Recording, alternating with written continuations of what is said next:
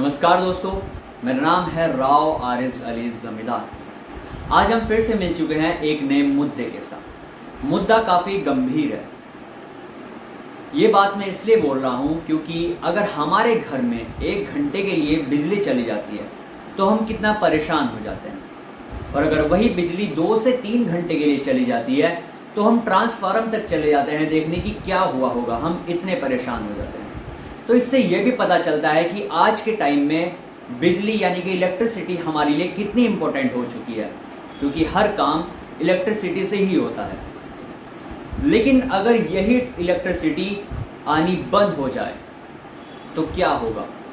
ये बात मैं इसलिए बोल रहा हूँ क्योंकि जिस कोयले से इलेक्ट्रिसिटी बनती है, जिस कोयले से बिजली बनती है, वही कोयला अगर ख़त्म हो जाएगा तो कैसे बिजली उत्पाद होगी।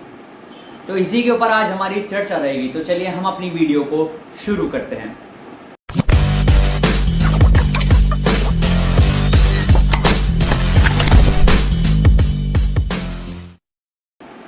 भारत में सबसे पहले बिजली 1899 में यानी कि 1899 में आई थी, जो कोलकाता में जिसका कारखाना लगा था। इसका नाम रखा गया था कोलकाता इलेक्ट्रिसिटी सप्लाई कॉरपोरेशन। और जब 1902 में बिजली जल यानी कि पानी से बननी शुरू हुई थी भारत में, और डीजल से 1905 में बननी शुरू हुई थी दिल्ली में।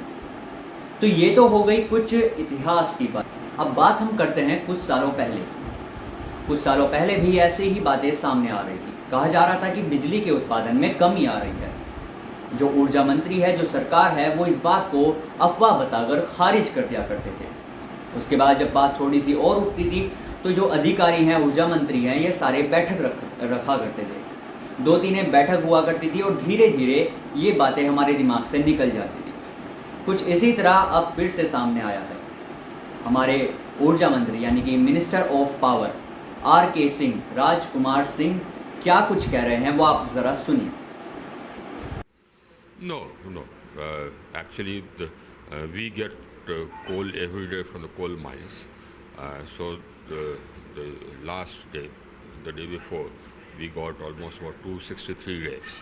Now that's in between there was some difficulty because of continuous rain in the coal producing areas. So mining became difficult. After that, it has picked up again.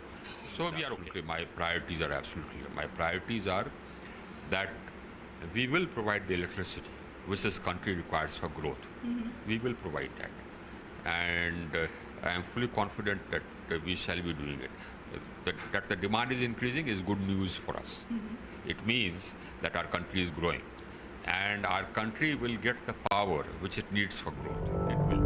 Delhi में जितना डिमांड है उतने पावर की आपूर्ति हो रही है, चाहे वो NTPC के स्टेशन से हो, DVC के स्टेशन से हो और कहीं से हो, और जितनी आवश्यकता है उतनी आपूर्ति होती रहे। तो जैसा आप सभी ने अपनी स्क्रीन पर देखा, हमारे देश के ऊर्जा मंत्री यानी कि पावर ऑफ मिनिस्टर क्या कह रहे हैं।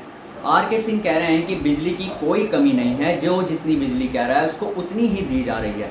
यानी कि RK सिंह का कहना है कि सब चंगा सी, लेकिन देश में बवाल मचा हुआ है। RK सिंह का कहना है electricity is providing according to the need, there is no shortage of electricity. लेकिन अब हम नज़र डालते हैं मनीष जी के ऊपर। मनीष जी क्या कह रहे हैं, हमारे देश के ऊर्जा मंत्री ने RK सिंह ने क्या कहा, और मनीष जी ठीक इनके अपोजिट क्या क्या कह रहे हैं वो भी ज़रा आप सुनिएगा। देश भर के मुख्यमंत्री केंद्र सरकार को कोल क्राइसिस के बारे में आगाह कर रहे हैं। कई पावर प्लांट से भी हमें सूचना मिल रही है, जगह जगह आप लोग न्यूज़ में दिखा रहे हैं कि कौन से पावर प्लांट बंद हो गए, कहाँ कोल का क्राइसिस है। इस सब के बीच आज केंद्रीय ऊर्जा मंत्री श्री RK सिंह जी ने एक प्रेस कॉन्फ्रेंस की और उन्होंने उसमें किसी भी तरह के कोल क्राइसिस की संभावना को खारिज किया।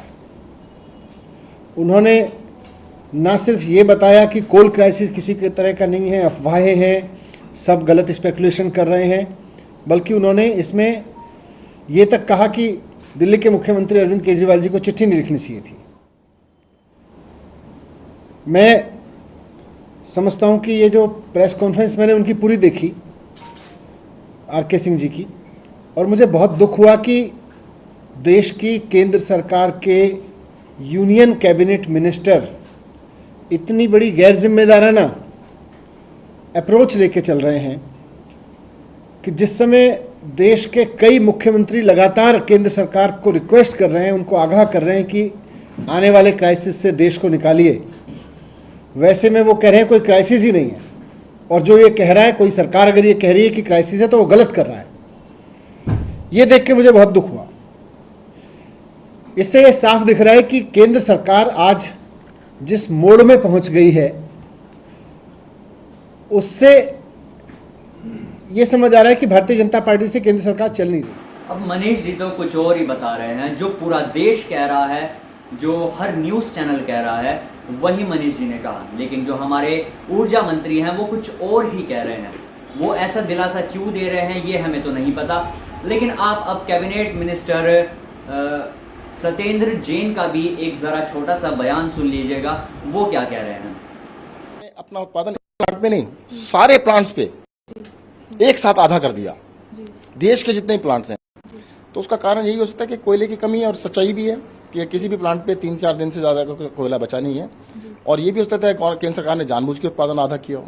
सर कारण क्या हो सकता है? बता दे, दो बता दिए ना आपको कारण कि जानबूझ के आधा किया। भाई अपने आप अचानक कैसे हो सकता है? भाई प्लांट खराब हुआ तो एक होगा ना, 50 प्लांट देश के एक साथ कैसे खराब हो सकते हैं?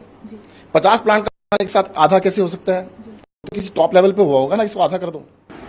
तो ये सारी बातें तो हो गई कि बिजली में कमी आ रही है, बिजली के उत्पादन में कमी आ रही है। लेकिन बिजली के उत्पादन में कमी किस वजह से आ रही है, वो उसके 4 कारण है। वो चारों कारण मैं आपको बताना चाहता हूँ। उसका पहला कारण कहा जा रहा है कि सितंबर के महीने में खदानों के पास, कोयले की खदानों के पास भारी बारिश की वजह से, पानी भरने की वजह से कोयला निकालना काफी मुश्किल हो चुका था और उसको सप्लाई करना मुश्किल हो चुका था। तो जरूरत के हिसाब से जहां कोयला जाना चाहिए था वो ठीक से पहुंच नहीं पाया। इसका दूसरा कारण कहा जा रहा है कि इंटरनेशनल मार्केट में कोयले का जो दाम है वो बढ़ा है, जिस वजह से कोयले में कमी आई, उसके सप्लाई में कमी आई और इलेक्ट्रिसिटी में कमी आ रही है।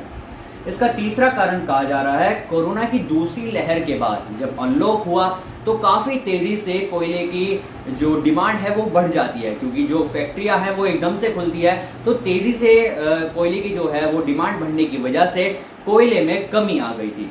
इसका जो चौथा कारण है, जो आखिरी कारण है, वो बताया जा रहा है कि 2,82 लाख घरों में जो बिजली है वो सप्लाई करी गई थी। तो इस वजह से जो बिजली का सप्लाई होना हुआ तब उससे बिजली का शॉर्टेज होनी शुरू हो गई थी। तो ये कुछ कारण थे जो मैंने आपको बताए।